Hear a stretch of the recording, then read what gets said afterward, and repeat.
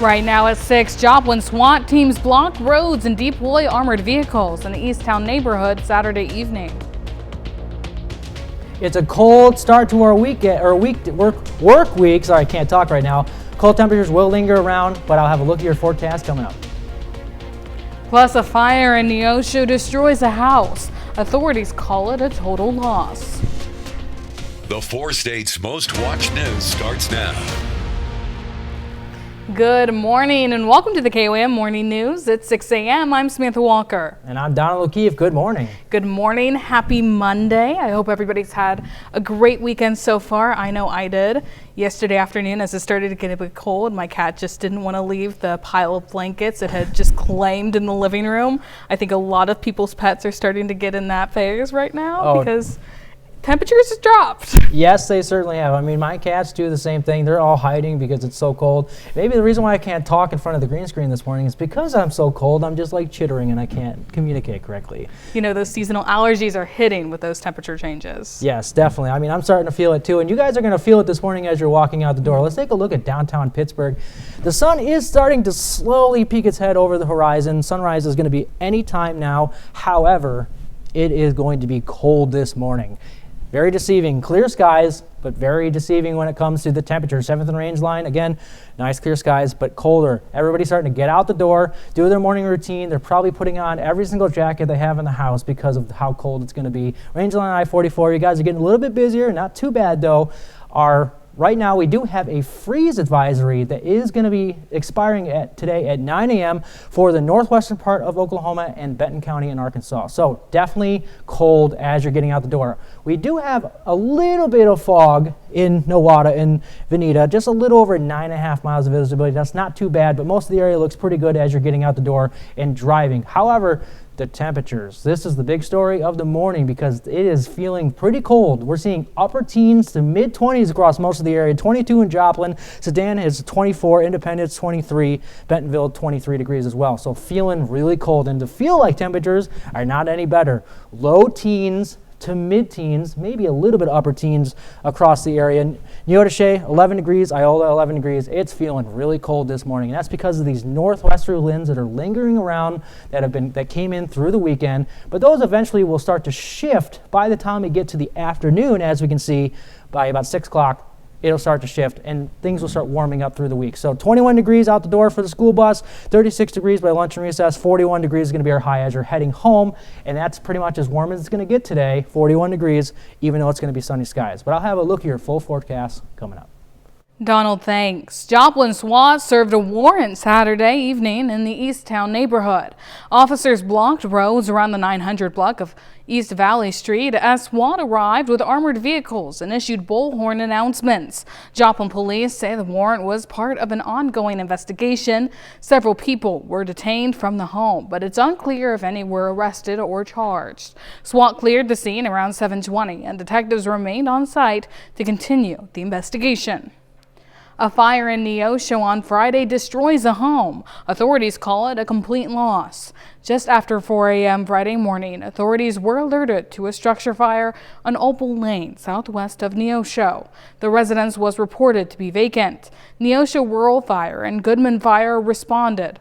On arrival, crews faced smoke and flames from a single-story wood frame trailer house. No one was inside the residence and no firefighters were injured fighting the fire. The home is a total loss. Neosho Fire Chief Aaron Houck tells us that he contacted the Missouri State Fire Marshal to assist investigation with the Newton County Sheriff's Office. If you have any information, you can submit a tip online.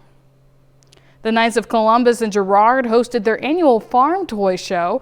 The event ran this weekend from 9 a.m. to 3 p.m. and featured about a dozen vendors with 37 tables filled with toy tractors, Hot Wheels, collectible cars, and more. It was a perfect stop for the holiday shoppers, with all proceeds benefiting charities supported by the Knights of Columbus. Lunch was also provided, making it a fun and family-friendly way to support a good cause. It's our annual event this year. This is our 35th year. We've only been down 1 year because of COVID. And we've had a real good turnout. And I think we got vendors from the 4-state area. One guy's from Omaha. Organizers say this year's farm toy show saw a great turnout with collectors, families, and kids all coming out to enjoy the displays. Well, the Ronald McDonald House at 34th and Jackson in Joplin kicked off their annual Gift of Light, Gift of Love donation campaign. Santa made his first appearance of the season, and he helped light the tree and lights at the house. They invited everyone inside for some cocoa and a chance to get out of the winds that kicked up. The Ronald McDonald House provides a place for families to stay while their children are patients at Mercy or Freeman Hospital in Joplin. To learn more about the campaign, visit our website, KOAMnewsnow.com. Well, that's a look at this morning's top stories and weather. Coming up on the KOAM Morning News. Coming up, 200,000 people are missing in Sudan after ethnic massacres documented by satellite images from space. Plus, 9 million Americans have diabetes but don't know it. And a cold start in the 4 states. Donald has a look at your weekly forecast. You're watching the KOAM Morning News. We'll be right back. Topping World Watch, new reporting on a major humanitarian crisis. In Sudan, thousands of civilians have been massacred over the past week by Arab militias. The latest horror in a civil war that has left millions displaced, starving, and terrified. CBS's Elizabeth Palmer has more from London. We know they executed civilians because they posted videos of it. Shooting men and boys, and witnesses say more than 400 patients and families in a hospital. This is ethnic slaughter, Arab fighters killing African tribal Sudanese. After some women and children were allowed to flee, Al-Fashir was cut off with no phones or internet. But a team at Yale has been watching from space. Natty Raymond heads the Humanitarian Research Lab. We use a lot of what's called photogrammetry. That is analyzing satellite photos like this one of a residential neighborhood and shapes on the ground in pools of red. The only explanation we can get is that red color around an object that is between 1.3 to 2 meters, that is blood. So we're looking at a collection of people who've basically been executed. Yes, this is what a massacre looks like in an urban area where civilians are trapped in their houses. 50 miles away, those lucky enough to escape are stranded in refugee camps, while international condemnation focuses on the United Arab Emirates. It backs these fighters who, back in Al-Fashir, have committed mass murder and are now trying to hide their crimes. Have you any idea how many people have been murdered? We've seen at least 2 mass graves so far, and then as of yesterday, we see the first evidence of large-scale burning. We're missing about 200,000 people. We know that for sure. Last week, the State Department said that the U.S. was trying to craft a humanitarian truce in Sudan, but for the victims of Al-Fashir, it's already too late. The Yale team says they will continue to monitor satellite imagery for evidence of further atrocities in Sudan. Still to come, a new gene editing drug cuts bad cholesterol in half with just 1 dose, the breakthrough. Plus a cold start to the week. Donald has a look at your forecast.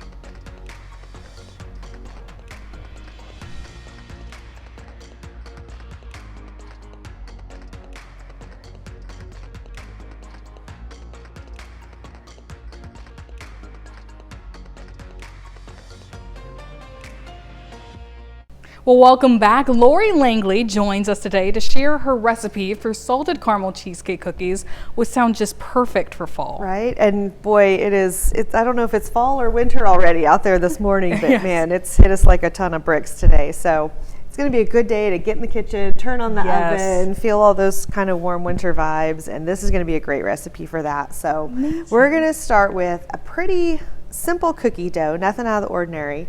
I realized as I looked back on my recipes lately, I'm really on a cookie run, so we're going to have to mix it up next time and do something different for Thanksgiving. But today we're going to start with about 1.5 sticks of unsalted butter, and we're using unsalted butter because we have salt in our recipe later. That sometimes is just personal preference, but anytime you are adding salt, You usually don't want to add more salt in Yes. the butter. And I've got that I kind of half melted it, but let it reset so it's very nice and soft and creamy. You don't want it to be like warm and melted, so really nice and softened. We're adding some brown sugar and white sugar, which means we're going to have a really nice, soft, chewy cookie. Yes. That's always a good sign. And we're just going to get that really well mixed together. You can do this with the mixer, but it's really not necessary. We're going to use it later for our icing, so we don't need to dirty those beaters and wash them and dirty them again. Yeah. We're just going to do this by hand. Just make sure you get any lumps out of those sugars and make it really nice and just that nice soft sand consistency. Yeah. Once everything is well incorporated, it's just going to be a good soft, creamy dough. And we're going to add to that a couple of eggs. Like always, when we bake, we use large eggs. It's very rare that we don't use a large egg, but if for some reason you're not supposed to, that recipe will specify. So always go for large. We're going to mix those in a little bit and then add a little splash of vanilla, because that just makes everything better. Yes. It's fairly universally decided that the cap of the vanilla is about a teaspoon. I've never tested that theory, but I just go with it. If it works for you, I'm sure it'll Right? work at home, right? As long as you measure it the same every time, that's Yeah. good enough, right? I don't know if you can add too much vanilla, but I don't think so. so we're going to get that really well mixed in.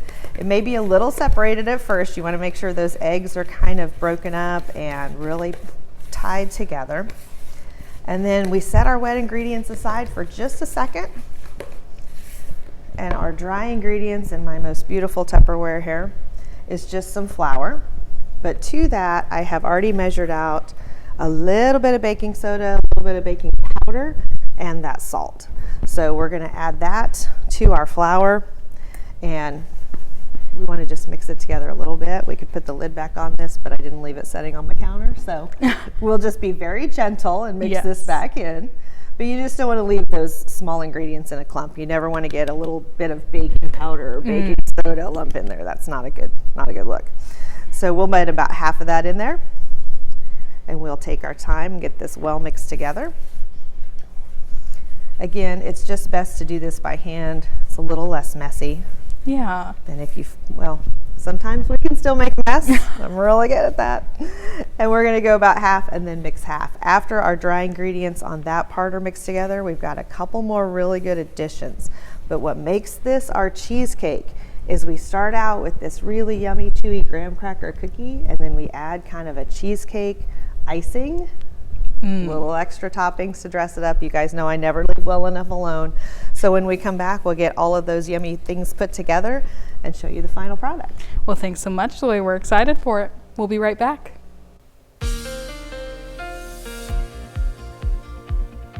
The gales of November definitely showed their face this weekend. As you can see in downtown Pittsburgh, it is a pretty beautiful morning.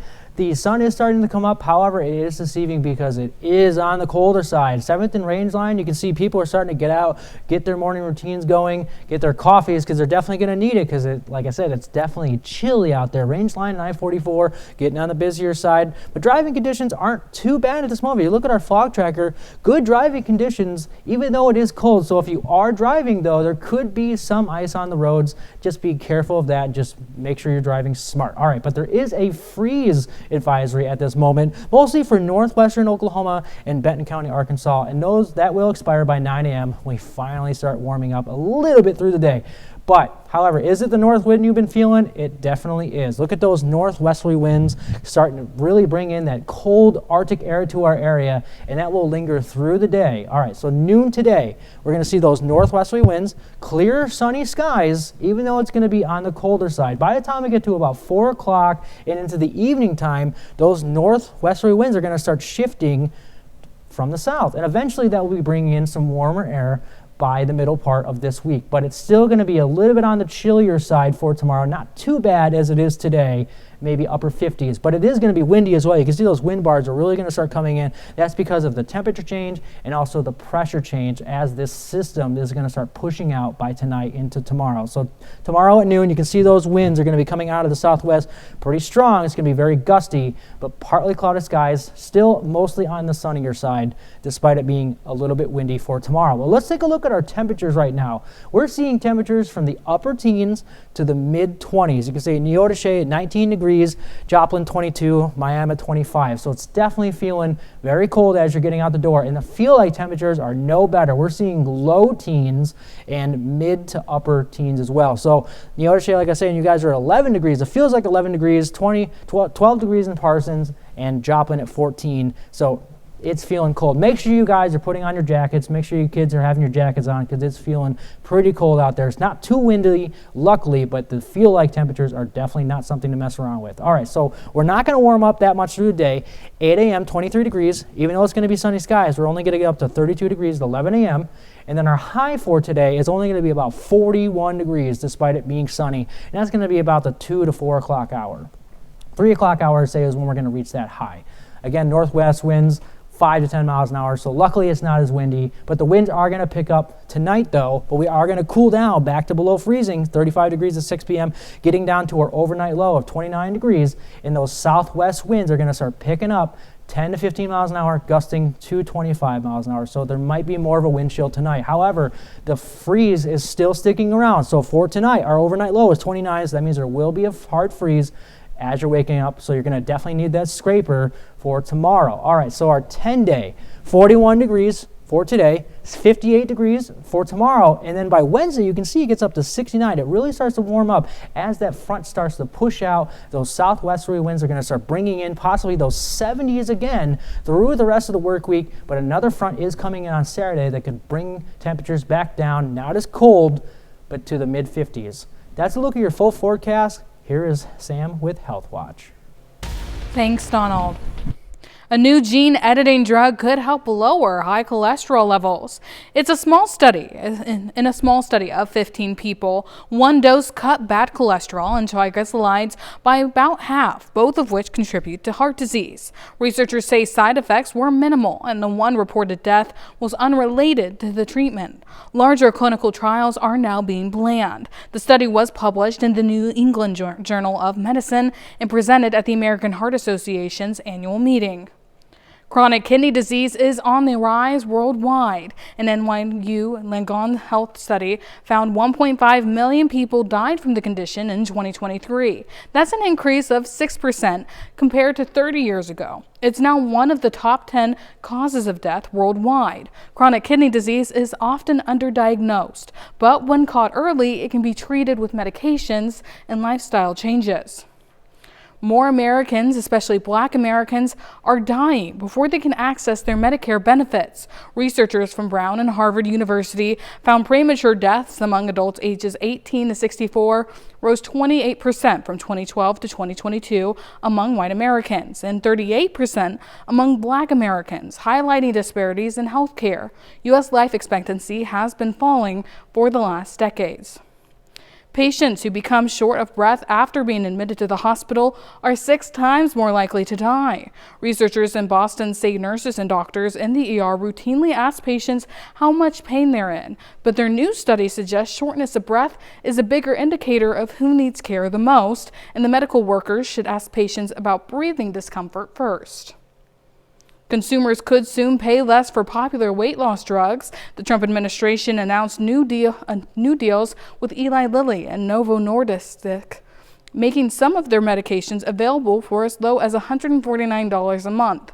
The drugs typically cost around about $1,000. The agreement also requires the companies to match prices paid in other nations for Medicaid programs. In return, both companies will receive tariff breaks and faster regulatory reviews on some medicines. November is National Diabetes Awareness Month. More than 38 million people in the U.S. live with diabetes, and the CDC says many adults with the disease remain undiagnosed. In today's Health Minute, Mandy Gaither has the early signs and symptoms of diabetes. It's a disease that causes a person's blood sugar to spike because their body can't make or use enough insulin to regulate it. Diabetes is a lifelong condition that can lead to other major health problems. This is a very serious disease. The problem is people don't always take it seriously. Dr. Willa Shoy with the Ohio State University's Wexner Medical Center says diabetes complications can include cardiovascular disease, kidney damage or failure, and nerve damage. Of the more than 38 million people in the U.S. estimated to have diabetes, around 9 million of them don't know it. Shoy says everyone should know early warning signs of the disease, which include frequent urination, extreme thirst, and blurry vision. If you see those signs, it's very important to address them. Type 2 diabetes is most often diagnosed in adults, but having a healthy lifestyle can help lower the risk. Shoy says that includes avoiding foods that are high in carbohydrates and fat, and having a consistent exercise routine with a combination of cardio and strength training. Sometimes a physical trainer can be helpful not only in advising about nutrition, but performing the right exercises so you don't hurt yourself. For Health Minute, I'm Mandy Gaither. That's a look at some of today's top health stories. We'll be right back. Right now at 6:30, the 38th annual Joplin Veterans Day Parade takes place downtown to honor men and women who've served. It's a cold start to our morning. It will be sunny today and a warm-up is coming. I'll have a look at your forecast coming up. Plus, a veteran in Grove wins a raffle for a new truck from an organization looking to support veterans. The 4 states' most watched news starts now. Good morning and welcome to the KLAM Morning News. It's 6:31. I'm Samantha Walker. And I'm Donald O'Keefe. Good morning. Good morning. Happy Monday. You know, I've been dreading these 20-degree days because you've been warning us all last week that it was coming, so nobody should be too surprised, though I forget how cold 20s feels until they're here. And I walk out in my coat and I'm still like, oh my goodness. Just shaking from the cold. Yeah, I mean, those 20s can really creep up on you. I mean, some places are even seeing below 20, for feel-like temperatures. So definitely coats are needed this morning and obviously past this weekend. But there is a warm-up coming, but I actually want to talk about the cold right now. Let's take a look at downtown Pittsburgh at this moment. It's not looking too bad out there for right now. It's actually seeing pretty nice skies at the moment. You can see the sunrise is starting to come up, but that can be deceiving because it's feeling pretty cold out there. Beautiful colors. So you're getting out the side and you're seeing like, wow, these are really beautiful colors, but I probably should put like 3 jackets on because it's really cold at this moment. 7th and Range Line, people are starting to get out the door, do their morning routine.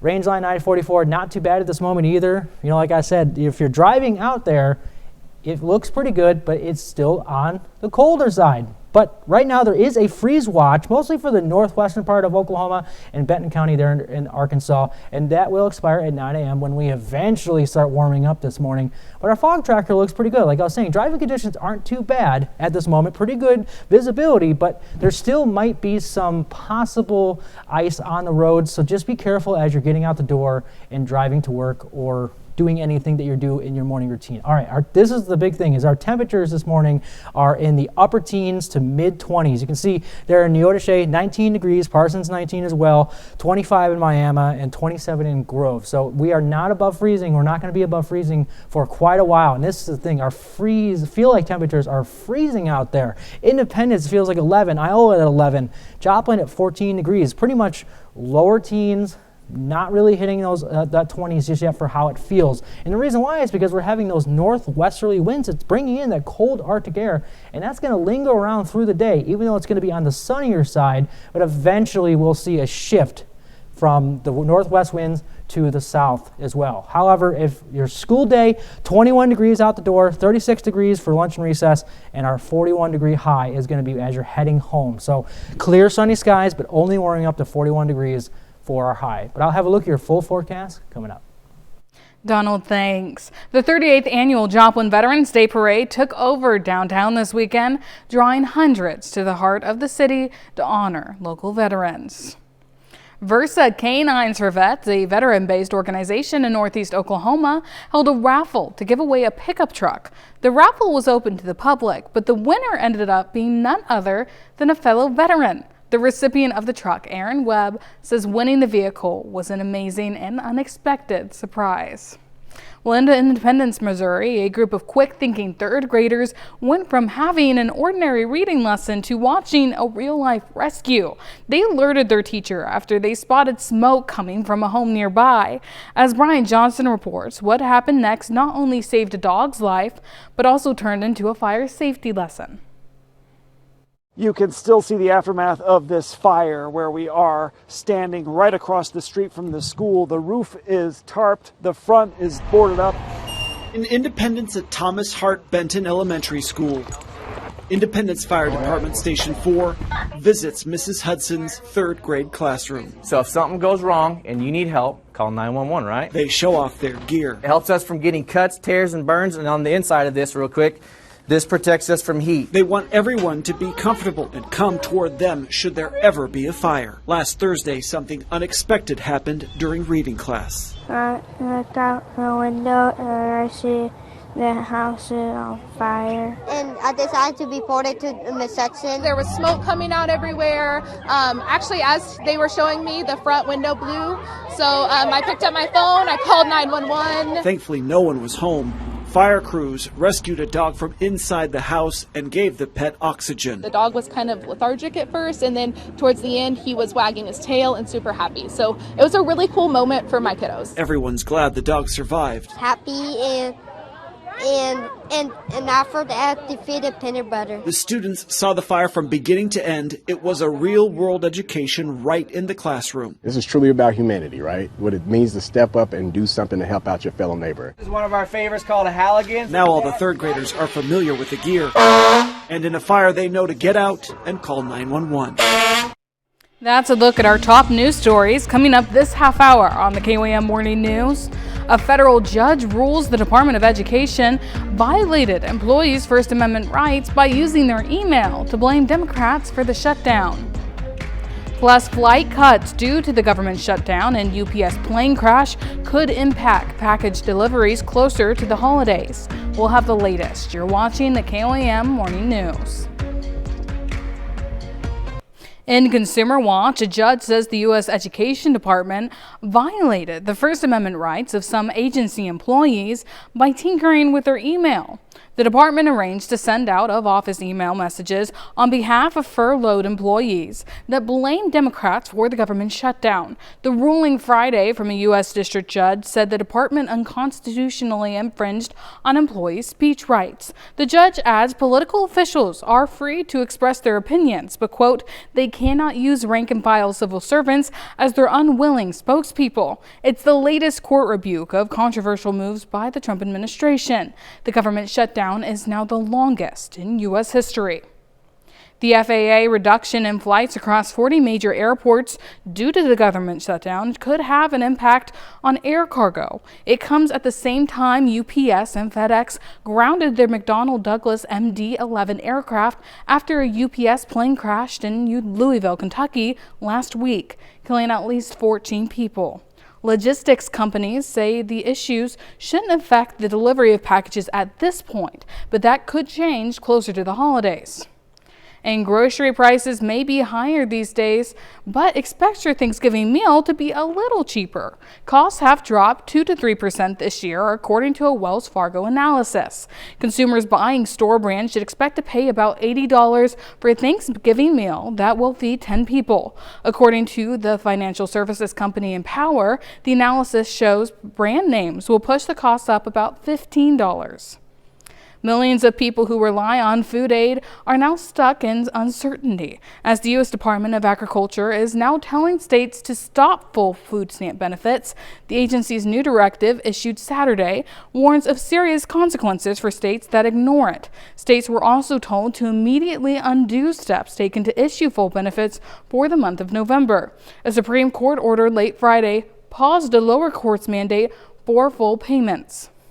The Internal Revenue Service is cutting off an online tax filing system. The IRS is shutting down its free offering of Direct File. The Biden administration announced the new online program last year. Direct File was aimed to help low and moderate income taxpayers file their returns easily. Fewer than 300,000 people used Direct File this year. Treasury Department officials said the program was halted because it wasn't widely used. The USDA announced Friday that it will fully fund food stamp benefits for November before being put on pause. The news comes as millions of Americans have been living in limbo, forced to ration their food as they wait for lawmakers to resolve their differences. Renee Marsh spoke with one family dependent on these benefits to buy groceries and put meals on the table. Get the top teeth. That's enough soap. I thought I heard that thing. Food is the last thing that we should have to be stressed out about. In Martinsburg, West Virginia, mornings move fast for Onita Norris, a single mom juggling 2 toddlers, a dog, breakfast, and a full-time job. The government shutdown has made life even harder, disrupting SNAP, the federal food assistance program she relies on to feed her kids. It'll be, meatless meals and things that obviously you can stretch a lot longer. I work 40 hours a week. I work for the state.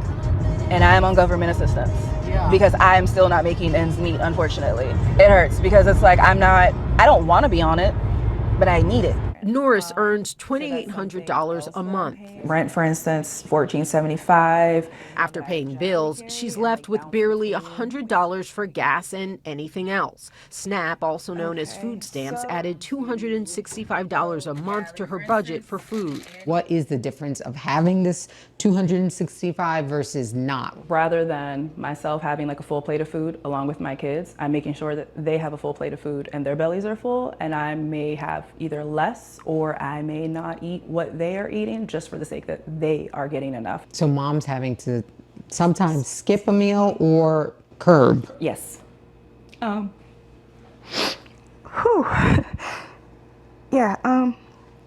it feels like I'm failing them because I am trying. I'm trying to do all that I can. And of course, as a human, you get frustrated, and I never want my kids to see that or feel like I'm taking that out on them for something as simple as dinner. Do you need a gallon of milk? Yes, ma'am. Okay. We visited this food pantry in Berkeley County, a place that's voted for Donald Trump in every election he's been on the ballot. Nearly a quarter of the people here live below the poverty line, and now furloughed federal workers are lining up alongside families who rely on SNAP.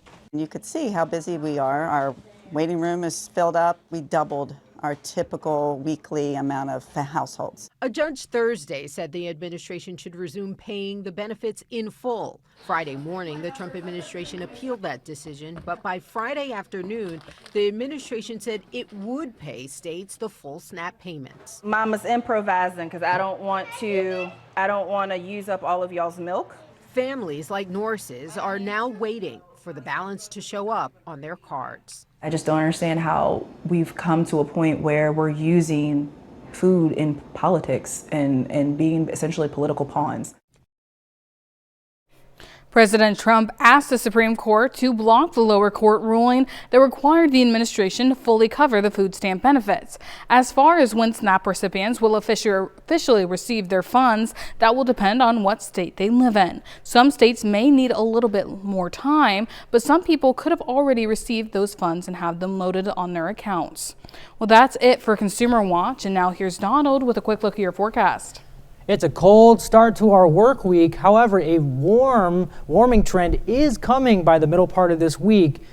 But let's not take for granted this beautiful sunrise that we have right now. Have a look at your forecast coming up after the break.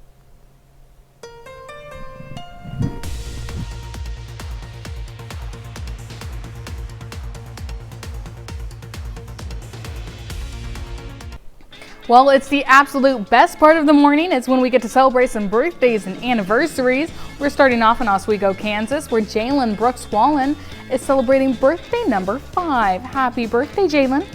In Girard, Kansas, Walker Humble turns 10 today. Happy birthday, Walker. And in Jasper, Missouri, Jasmine Whitechurch is celebrating birthday number 14. Happy birthday, Jasmine. In Labette County, Missouri, Carson Smith turns 18 today. The note says, with love from your family and friends. Happy birthday. And Roger Edward in Chanute, Kansas is celebrating birthday number 72 today. Happy birthday, Roger. In Erie, Kansas, Teresa Obenhaus turns 74 today. Happy birthday. And in Parsons, Kansas, Mary Greenoff is celebrating birthday number 81. Happy birthday, Mary. In Galena, Kansas, Braylon Cavanier has a birthday today. Happy birthday. And in Weir, Kansas, Delbert Calloway is celebrating. Happy birthday, Delbert. And our very own Peyton Williams, who is a digital content producer, has a birthday today. Happy birthday, Peyton. That's a look at our birthdays and anniversaries. Here's Sam with some more info. Perfect. Yeah, if you want to help celebrate with us on your special day, make sure to send those birthdays and anniversaries to birthdays@galamnewsnow.com. But make sure you pay attention to that deadline. You can also see on your screen to make sure that we have those photos and names up and ready on your special day. Well, it's on the chillier side for some birthdays and anniversaries, but it's a pretty nice sunrise. You can see the sun starting to come up, some beautiful colors, despite it being on the colder side. 7th and Rangeland, you can see just beautiful rainbow colors out there. People are starting to get out, do their morning routines, get their coffees going, get the kids on the school bus to go to school. Rangeline 9440, I-44, not too bad. However, it's still, like I said, pretty cold, but the fog tracker looks really good. So like I said, if you're out driving right now, it looks pretty good. However, because it's cold out, you can't rule out that there might be some ice on the roads. So just make sure you're driving careful at this moment. But we are seeing a freeze advisory at this moment right now. But right now, that freeze advisory in northwestern Oklahoma and parts of northwestern Arkansas. So that expires at 9 a.m. as the temperatures will start to increase slightly through the morning. But why is it so cold at this moment? We're actually seeing those northwesterly winds bringing in that really cold Arctic air, and that's literally been lingering around over the last couple of days, but there is change coming. But let's take a look at our future track. So today at noon, there's those northwesterly winds, still sunny skies, but on the colder side. And then by the time we get to about 4 o'clock to 6 o'clock, those winds are going to shift from the northwest to the south. And then eventually, it'll start to warm up by Tuesday and Wednesday because we'll start to see more of those southerly winds. And as we progress through Tuesday, by about Tuesday morning to about 5 a.m., the wind will start to pick up because the front will start to push out. Temperatures will start to increase and the pressure will change as well. So that's why it's going to be on the windier side for tomorrow. You can see at noon, those winds are going crazy out of the southwest, but it's not going to be super warm, but there's still going to be some lingering clouds associated with that. And then we get to about Tuesday afternoon, still some lingering clouds, and the winds will start to die down just slightly. But currently our temperatures are definitely very chilly. We're seeing 19 degrees in Neodesha, Parson, 19 degrees as well. So upper teens to mid 20s across most of the area. So as you're getting out the door, make sure you're putting a coat on because the feel-like temperatures are even colder. Independence, it feels like 11 degrees. And same thing in Iola, Joplin, 14 degrees, Miami, 18 degrees. Teens, it's feeling like the teens out there, very cold. And we're not going to really warm up that much through the morning. 8 a.m., 23 degrees. We're going to still have sunny skies getting up to 32 degrees at 11 a.m., but it's not going to warm up that much by the time we get to the afternoon. 36 degrees at noon, only warming up to about 41 for our high, and that's going to be about the 3 o'clock hour. Northwest winds about 5 to 10 miles an hour. So we're lucky it was windy right now because those wind chills and those temperatures will be a lot colder. But we are going to drop down below freezing again tonight. 35 degrees at 6 p.m., dropping down to our overnight low at 29 degrees for our overnight low. But the winds are going to start picking up, like I was saying, out of the southwest, 10 to 15 miles an hour, gusting up to 25. So there might actually be more of a wind chill tonight. But the freeze and frost is still going to be happening for tomorrow morning. You can see our overnight low at 29 degrees. So as you're waking up, you could definitely use a jacket again, and you're going to use a scraper on your car because there could be some frost on your car. It's going to be cold, but we are going to start warming up, as you can see. For our 10-day, 41 degrees for our high today, 58 for tomorrow. And we're going to start warming up again. You can see 69 on Wednesday and possibly 70s by the end of the week. And then we're going to see another front come in on Saturday, dropping those temperatures again back to the mid-50s.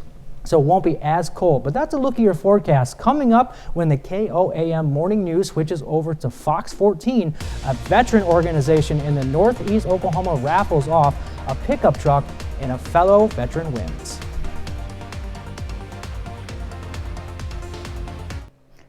This is your Wake Up recap for November 9th, your top stories to start your day. Joplin SWAT served a warrant Saturday evening on East Valley Street, blocking roads and detaining several people as part of an ongoing investigation. It's unknown if anyone was arrested. SWAT cleared by 7:20, with detectives remaining on scene. A fire early Friday morning destroyed a vacant home on Opal Lane, southwest of Neosho.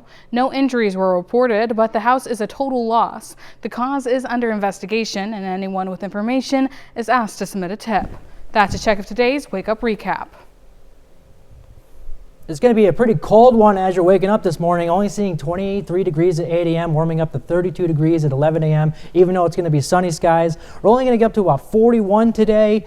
Pretty decent winds, but it's still going to be on the colder side. And this evening, no better, getting down to a 29 degrees overnight with winds increasing, gusting up to 25 miles an hour. There is going to be a frost and freeze for tomorrow because at 29 miles an hour, or 29 overnight low, so pretty cold. But a warm up is coming, hopefully, by the middle part of this week. But cold temperatures will be lingering around until about Wednesday and Thursday.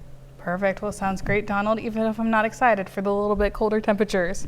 Well, coming up today on November 10th at noon, we're making a Frontier chicken noodle casserole in the Mr. Food Test Kitchen. Your morning news continues on the KOAM with CBS Mornings. It is a deal to end the government shutdown coming soon. Coming up on CBS Mornings, what it could look like and how the shutdown is continuing to impact flights. Or you can switch on over with us on Fox 14, where your only local morning news continues. This morning, we learn more about Kickoff for a Cause, a special event raising money for individuals in Southeast Kansas impacted by breast cancer. Plus, we have Lori Langley showing us how to make one of her delicious recipes. But that'll wrap it up for now. We'll see you back here tomorrow morning at 5 a.m. And we'll see you today at noon.